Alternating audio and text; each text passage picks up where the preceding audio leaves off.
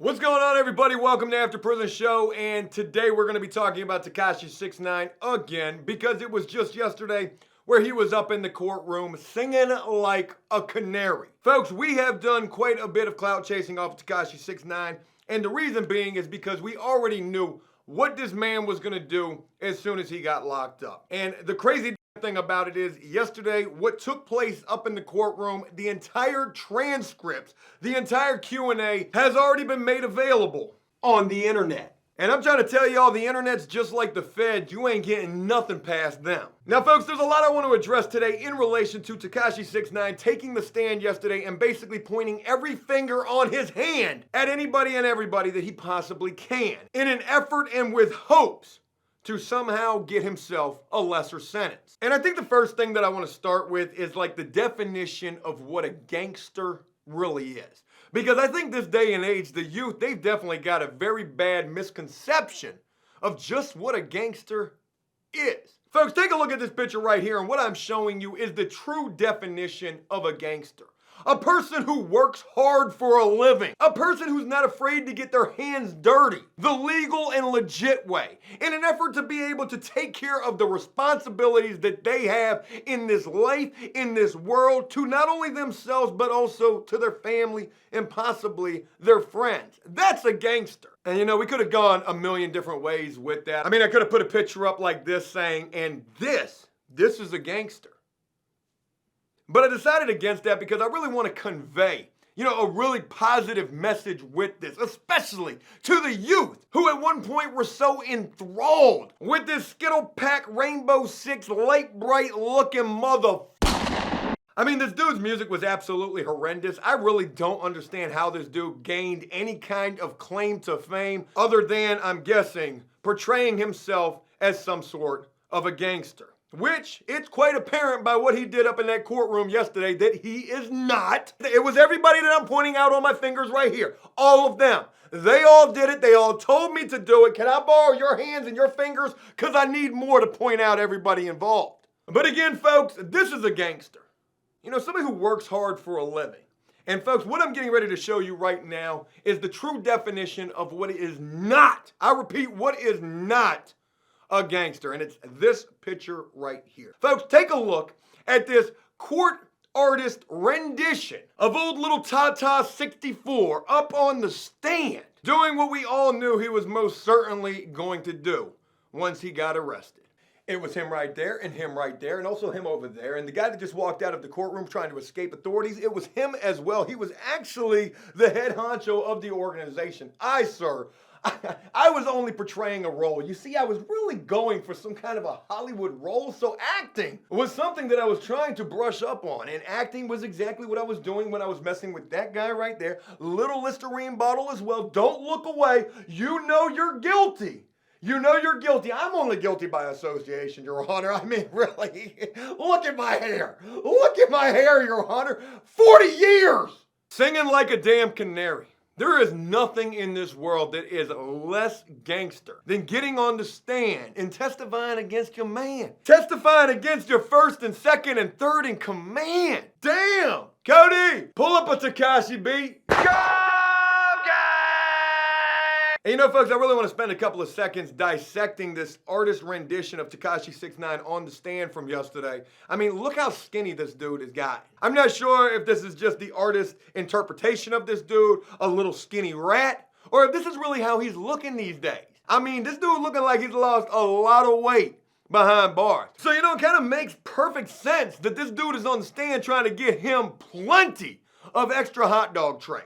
And if you're new here and don't get that reference, we talk about dudes snitching inside of jail and prison, sometimes in an effort just to get an extra hot dog tray. But I think by what Tekashi 6ix9ine has done yesterday and the extent and the descriptive nature, I mean, this dude basically wrote a book for the prosecution. This dude got on the stand and gave them like some spoken word. This dude was at an open mic night and was like, yo, can I get the mic? Can I get up? I got some things to say.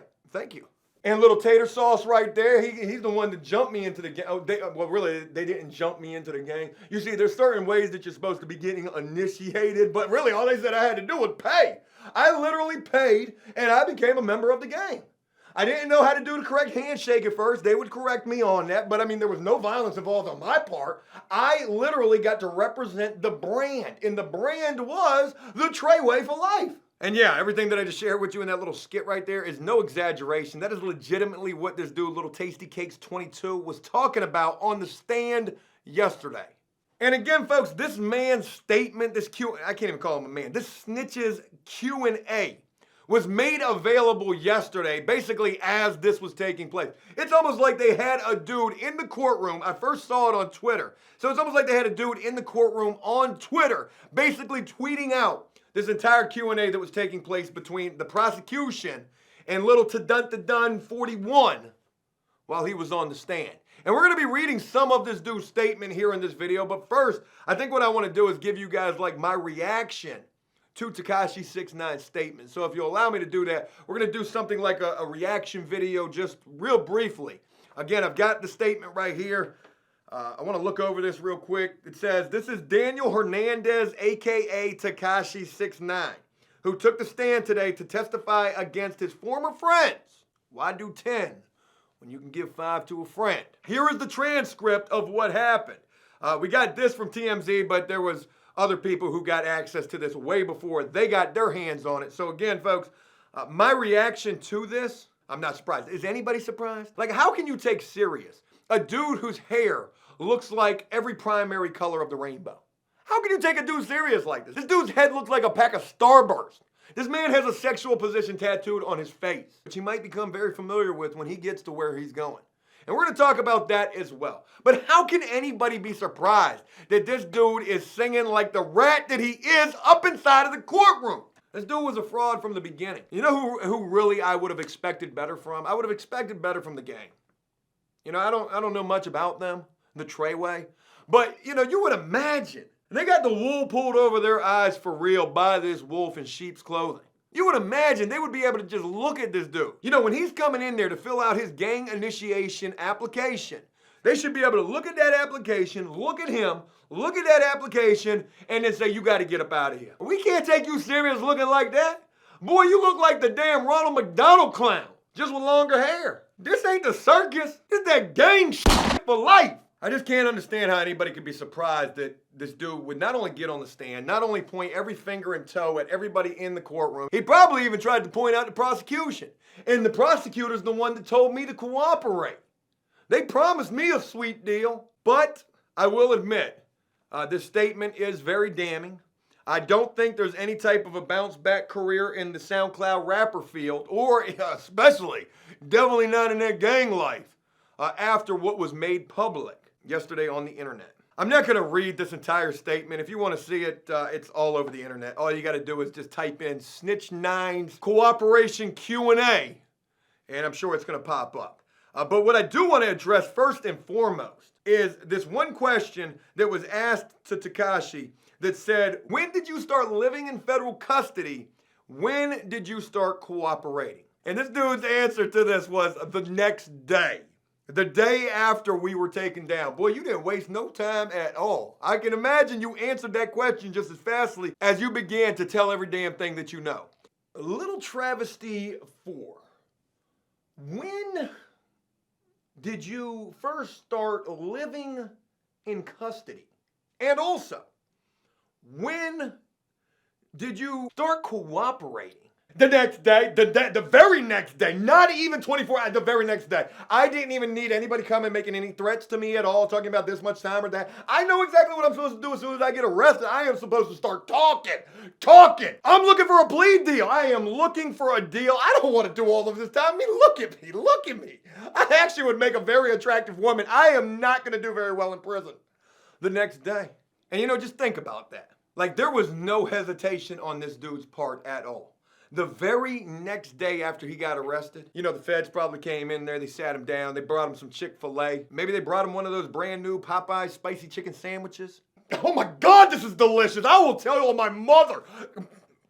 I'm telling on God. Forget it's just the right thing to do. This is delicious. There was nothing gangster about this dude at all. Everything was a fraud. Everything was an act. You know, this dude deserves the amount of attention that he's getting right now. You know, people get mad at me and they say, Joe, why do you continue to talk about this guy? You're only keeping him relevant. And the fact of the matter is, this has to be very relevant right now. Because when you see these little dumbasses with all their little facial tattoos, they got a Ford F-250 Super Duty tattoo right underneath their right eye, in like 90% of the cases, it's gonna all be for show. I'm not gonna say everybody who looks the part isn't gonna be legit about it, but in this day and age, ain't nobody trying to do no time. I don't care if you get arrested for a jaywalking charge. Down in Louisiana, where they got the highest rate of incarceration of any state in the United States, where they're liable to potentially lock you up for a jaywalking charge. People ain't trying to do no time. They got things on their mind. Fortnite and SoundCloud rapper careers and that girl. You know, dudes will tell because they're scared that that girl is gonna leave them. They will tell, they will justify why they're telling in their minds. All right, we're gonna get very philosophical right here. Very mental. They'll justify why it's the right thing to do. I appreciate the paper, cop. You got a pen? You know, normally I wouldn't do this. Normally, I gotta get a little more bass in my voice talking to you like this, but normally I wouldn't do this. But you see, my girl, she need me out there. She ain't got no job. She on them stamps. She on that EBT. She need me out there. I can't leave her. I know I'm probably gonna get a PR bomb, but shit, I'm gonna tell anyway, it's the right thing to do. My girl need me. They'll justify it any type of a way that they can, but at the end of the day, the fact of the matter is, they just ain't built like that. They ain't built like that. You see, things are changing. The world's evolving. It's like a caterpillar to a butterfly. This is a metamorphosis, you know? Back in the day, dudes had more dignity. But then all of a sudden, SoundCloud came around, and I guess that changed everything. I'm kidding when I'm saying that, but I ain't kidding about the fact that it's just a different day and time. It is a different day and time. There is no honor among thieves, and dudes is gonna tell it just as quickly as they possibly can in an effort to not have to do no time. And when I was first arrested, for the 7 years that I would end up serving for the drug charges, my last time in prison, 7 years, didn't take no plea deal, didn't cooperate on anything except for telling on myself, and took those people to court. I took them to trial and lost. But back during that time when I first got arrested, that's when I really started to see it. You know, me and my wife were watching The Walking Dead. She's never seen it. I've seen it already twice, but we're still in like season 2. And I remember Shane saying something to Rick. He said, you know, first it started with a couple of weird stories on the news, and then it was just like that. The whole world changed. Walkers everywhere. That's what it was like when I first got arrested to do the 7 years. You know, I'm going into the jail thinking I'm doing the right thing. It's gangster what I'm doing. Ready to wear mine. I got caught. Ain't nobody else get caught. I'm not gonna get somebody else caught because I got caught. But as I'm in the jail, I'm seeing that everybody's telling. What I'm doing isn't considered gangster to these dudes. These dudes are looking at me like I'm crazy. So I share all of that with you because if you think, even for a second, that you can go out here and get you some quick money, get you a gun, join you a gang, get you a come up, get you that starter pack, that SoundCloud starter pack, and you know, you only gonna do it for a little bit of time. You're gonna start you a business. You might wanna get into a trade school, get your GED or stay in high school, go to college. Go get you a real 9-to-5 or 8-to-4 type of a job. Because this statement right here, this right here is what's really going on these days. When did you start cooperating? The next day. The day after we were taken down. There was not even a hesitation with this dude about what he was gonna do. Because that SoundCloud was calling. This dude's statement will go on to, just expose everything. The gang, who's in the gang, what position they played in the gang, what their role was, what his role was. And I really don't even feel right even addressing any of this, but there is one particular thing that I am gonna address. And it's probably a little risque, but whatever. And that was when the prosecution asked this dude, when did he become a member of Trey 9? He says November of 2017. They asked, were you initiated? Because anytime you join a gang, you know, there's usually supposed to be some type of an initiation. He answered saying, no, you had to shoot your 31. In most gangs that I know about, you know, you got to get jumped in. That's all I'm going to say about that. You got to get jumped in. He says, no, you had to shoot your 31. To be initiated, you had to do work like cutting someone. That was his answer to that. They also go on to ask him, they said, Mr. Hernandez, but were you not initiated, right? That was a double negative, wasn't it? Prosecutor, you need to work on your Grammarly a little bit better, but were you not initiated, right? The f do you mean? I do not even understand that question. He says right. And I don't know if he's saying right that you're wrong or right that you're right. He says right. I just had to keep making hits and giving financial support to the gang, equipping with guns like so they could buy guns. And I know that's probably pretty confusing what I just shared with you guys right there, but what I take from this, and I could be wrong, but what I take from this is they asked this man if he was initiated. Meaning, where you jumped into this gang. And this man's answer was no. His way in was by making hits and giving financial support to the gang. This dude was never legit. He was never legit. And now this unlegit person is about to bring down the entire organization. They asked him, they said, so what did you get from Trey 9? He said, I would say my career, credibility, protection, all of the above. Treyway was something that we could market. And again, like we've said many times here in the past, this thing goes on forever. This is a short story. I said when this dude gets to testifying, he's going to be writing a novel. He's going to be writing a short story. Folks, what I'm sitting here with is 5 pages. 5 pages. That's about a short story right there of his testimony. And you know, even with all of this cooperating this dude's doing, this dude ain't guaranteed nothing. I mean, he's definitely going to get a reduced sentence. But it could still potentially be decades, 10 years. Maybe it'll be 5. Maybe it'll be more. Maybe it'll be like 15 or 20. The crazy thing about all of this is, though, and this is what really just drives home the point that there is just no, that type of a lifestyle, the drugs, the gangs, all that, this really drives home that stuff is just not worth it. And this is why. Crazy thing is no matter what this dude ends up with, he's going to end up at some, well, he's going to have to be in PC.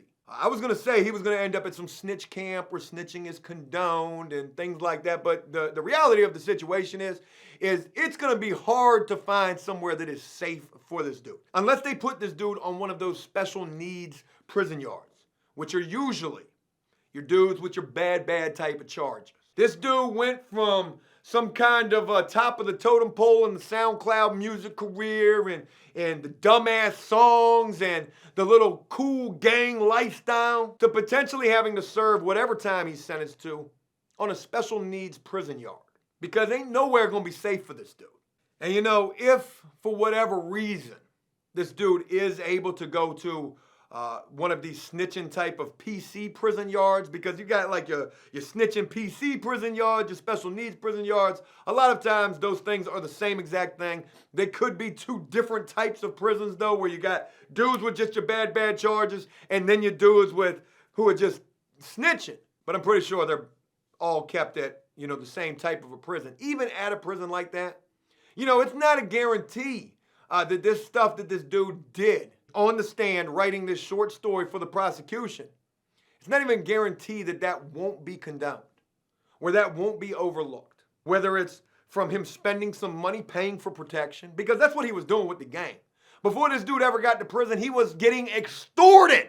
The crazy thing about this is, in this day and age, there's going to be people who understand this. Oh, yeah, you know, I mean, shit, you in the feds, you got to do what you got to do. You got to point all 10 fingers and all 10 toes. I guess my hope would be that people don't understand that, you know?